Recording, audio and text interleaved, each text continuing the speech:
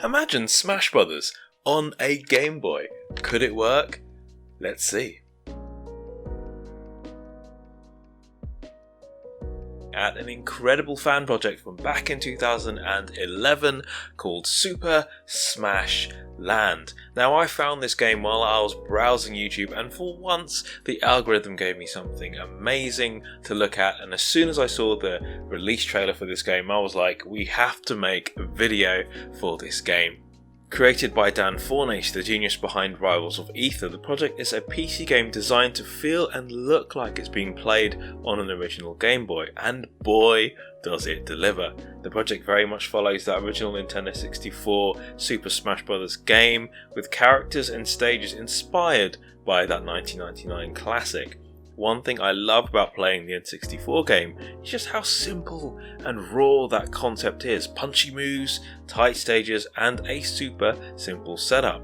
You grab a controller and 3 friends and it's hours of fun as you pummel each other off the arena. That Nintendo 64 feel translates so well into Super Smash Land. We've got gorgeous stages, remodeled and lovingly recreated in stunning 8-bit 2D. Green greens from the Kirby series is one particular highlight, with a stunning backdrop design and little leaf particles that blow as you battle away. There's also the adorable Saffron City that pays homage to the huge Silph Co tower from the original Nintendo 64 stage. And when I first saw this stage, I thought, surely there won't be Pokemon that just spawn from the building like they did on the Nintendo 64. And I was wrong. They do, and it's such a neat touch seeing the classics pop out and do a little extra damage.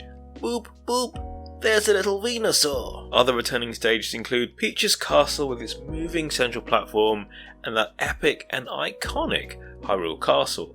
There are also unique stages like Clock Town from the Majora's Mask game and a rather eerie Lavender Town to battle on.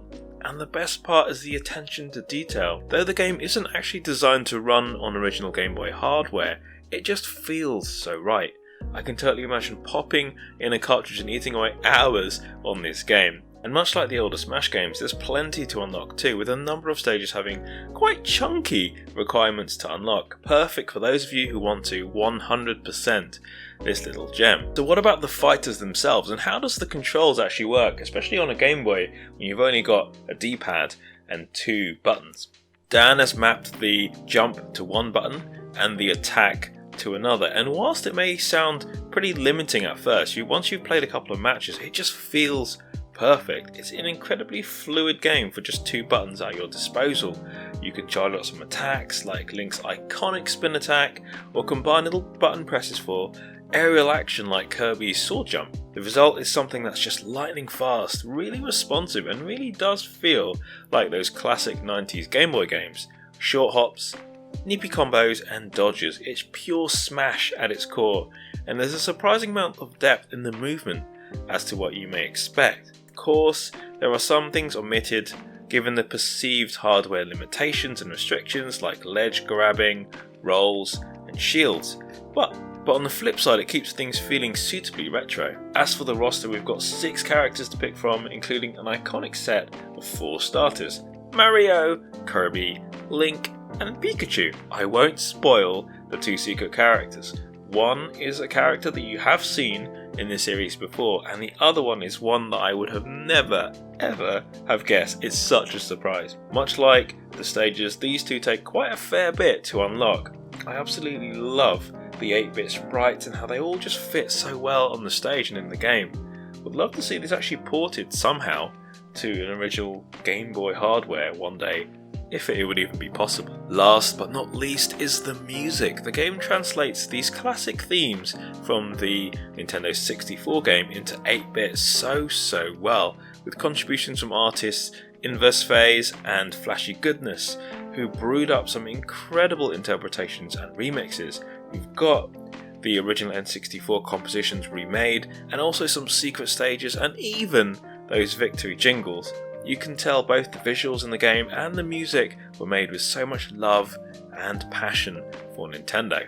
And that's a quick look at one of the best remakes of a game or series that we've seen in a long time. It's a labour of love for Smash and something that's definitely worth giving a go. You can grab a copy over on the Super Smash Land website and try it out on PC today.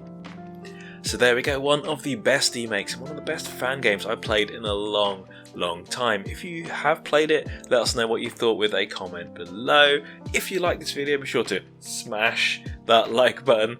If you want to see more videos like this, we have a playlist of all sorts of retro games. Be sure to subscribe to the channel. And if you love Smash, and I'm sure that you do, be sure to check out our exclusive merch, including this Smash Brothers pixel design with unique retro sprites. Links are in the description below.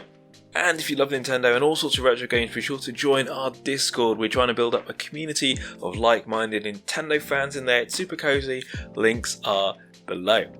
Thank you so much for watching, guys, and we'll see you in the next video. Bye!